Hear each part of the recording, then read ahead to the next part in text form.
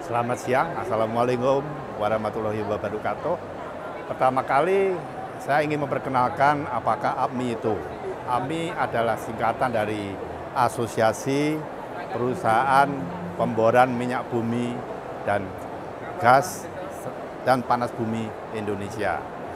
Yang banyak orang tidak tahu, kebanyakan orang berpikir APMI hanyalah anggotanya terdiri dari perusahaan rig saja. Padahal anggota APMI itu terdiri dari bermacam-macam bidang, dari cementing, logging, rig sendiri, bahkan perusahaan limbah pun termasuk jadi anggota APMI. Jadi kalau orang ingin ngebor di hulu migas itu tinggal menghubungi APMI dan kita bisa membantu untuk mencarikan perusahaan atau kontraktor yang tepat. Nah, belakangan ini terjadi banyak tantangan dalam industri migas karena pemerintah mencanangkan 1 juta barel per day target untuk bumi dan 12 TCF untuk gas sejak beberapa tahun yang lalu, dan ini menjadikan beberapa hal menjadi krusial karena belakangan terakhir itu banyak perusahaan pemboran yang sedikit terkendala dengan turunnya harga migas, harga minyak bumi, sehingga banyak perusahaan yang mati suri. Pada tahun 2015 anggota APMI itu masih ada sekitar 250 anggota, tapi semenjak turunnya harga minyak bumi itu di tahun 2018 turun menjadi hanya sekitar 120 perusahaan, dan bahkan belakangan ini lebih turun lagi hanya sekitar 90. Nah, dengan naiknya pemboran diperlukan banyak perusahaan kontraktor yang baru dan juga tenaga yang baru. Hal ini menjadi permasalahan karena tenaga SDM yang qualified, yang harusnya sudah pernah di training, dilatih dalam hal keselamatan terutama, itu menjadi lebih sedikit. Bahkan kadang-kadang kita harus memakai tenaga lokal daerah di masing-masing provinsi yang sama sekali belum mengenal apa itu operasi di pemboran di hulu migas. Hal itu yang menjadikan terjadinya beberapa insiden yang terjadi awal tahun 2023 ini, karena setelah kami selidiki dari beberapa insiden itu, hal itu terjadi karena kekurangtahuan, mungkin kurang persiapan mengenai apa itu pemboran yang baik ya. Jadi filosofi dari APMI adalah pemboran bukan hanya sekedar membuat lubang sumur dan mencapai tidih dalam waktu yang ditentukan dan selamat, tapi juga harus mengingat ada hal bahwa kita membuat lubang di dalam bumi itu tujuannya adalah memperoleh hidrokarbon.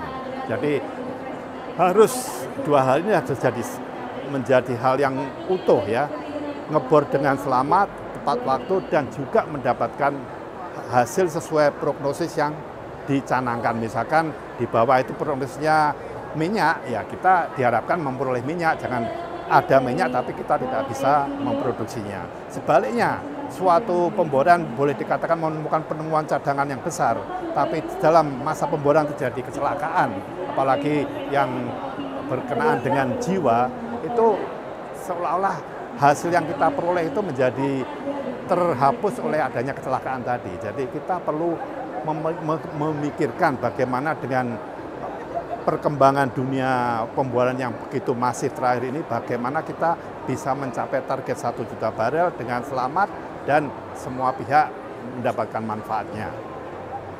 Jadi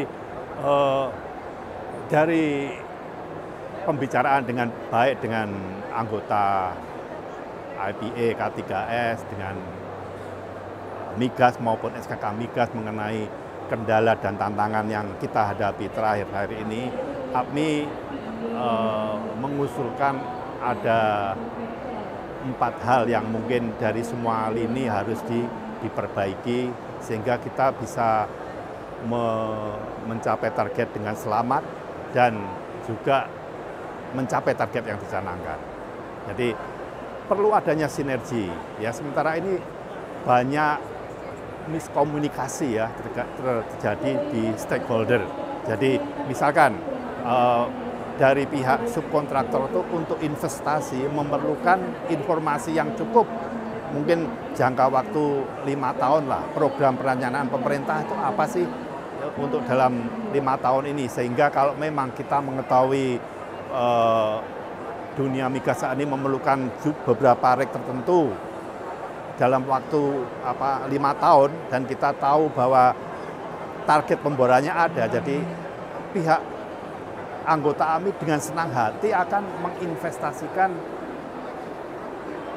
baik perusahaan rek maupun jasa-jasa lainnya untuk mencapai target itu, karena apabila secara hitungan bisnis itu apa yang kita investkan itu tidak bisa kembali dalam waktunya, itu akan susah bagi anggota AMI untuk menginvestasikan apapun yang diperlukan dalam dunia migas. Makanya perlu komunikasi yang jelas dan dari pihak stakeholder SKK Migas, perusahaan K3S, dan anggota AMI sendiri.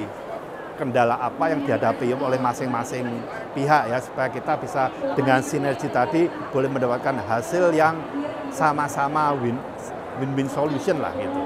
Saya yakin apabila semua pihak itu bersatu padu, ya kita saling terbuka membicarakan kendala dan apa yang dapat kita lakukan, target pemerintah akan dapat dipenuhi, karena secara cadangan kami yakin masih banyak cadangan migas di Indonesia, hanya cara mungkin pemborannya mungkin karena saling tidak tahu, pihak K3S kadang-kadang beranggapan sudah tidak ada rek di Indonesia ini untuk melakukan pemboran sehingga mereka tidak melakukan pemboran. Sebaliknya dari pihak kontraktor sebenarnya kita merasa kita mempunyai banyak rek kok, tapi tidak pernah ada informasi yang jelas mengenai pekerjaan apa yang ada, sehingga masing-masing itu seolah tidak klop ya, seperti salaman Sri Mulat lah. Jadi masing-masing itu mempunyai hanya fokus pada diri sendiri sehingga tidak tahu, tidak bisa saling membantu, tidak bisa saling mendukung. Inilah yang menjadi kendala saat ini. Jadi untuk kedepannya, API mengusulkan ada 4 hal yang perlu diperbaiki. Ya, satu, saat ini dengan berkembangnya pemboran, kita bicara dulu mengenai SDM, sumber daya manusia. Sekarang kita memerlukan tenaga pemboran SDM yang aktif, terutama ujung tombak yang bagian katakan di rig floor, roster board atau drill floor ya, tenaga yang ujung tombaknya lah. Saat ini kita memerlukan mereka yang sudah disertifikasi, sudah dilatih, terutama dalam hal K3L, keselamatan kerja, supaya dalam beroperasi mereka itu sadar bahaya apa yang terjadi, bukan hanya sekedar mengenakan pakaian safety, misalkan memakai helmet, memakai sarung tangan, coverall, sudah beranggapan bahwa semua itu sudah cukup, ya sudah akan selamat. Seolah seperti istilahnya kalau Superman lah, sudah mengenakan baju Superman bisa terbang dan tahan banting. Tidak demikian ya, walaupun kita sudah mengenakan baju safety, kita juga tetap harus hati-hati dengan falling object atau dengan misalkan gas-gas beracun yang ada di sekitarnya. Itu kita harus perhatikan. Jadi satu, perlu training dan sertifikasi SDM yang mengerjakan.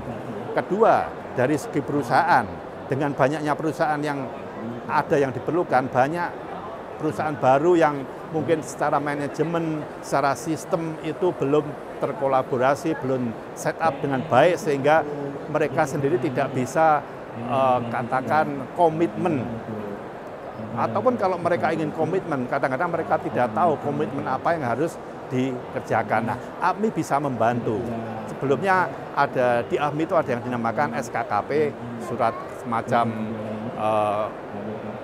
surat kompetensi kualifikasi perusahaan sebelum mereka bisa dioperasi di bidang migas. Mereka itu harus melewati saringan tertentu, pemeriksaan dokumen, kita memanggil manajemennya untuk menanyakan apakah komitmen dari manajemen dan lain-lainnya. Hal ini kita perlu jalankan supaya siapapun, perusahaan apapun yang nanti terjun untuk melakukan pemboran itu tuh udah siap mental. Ya, APMI bisa membantu memberitahukan perusahaan yang baru, ini loh Anda memerlukan suatu SDM yang harus paham mengenai pemboran dengan baik, tentang keselamatan kerja, dan apa plan A, plan B dalam pemboran, yang karena ini adalah pekerjaan yang high risk, ya, high capital.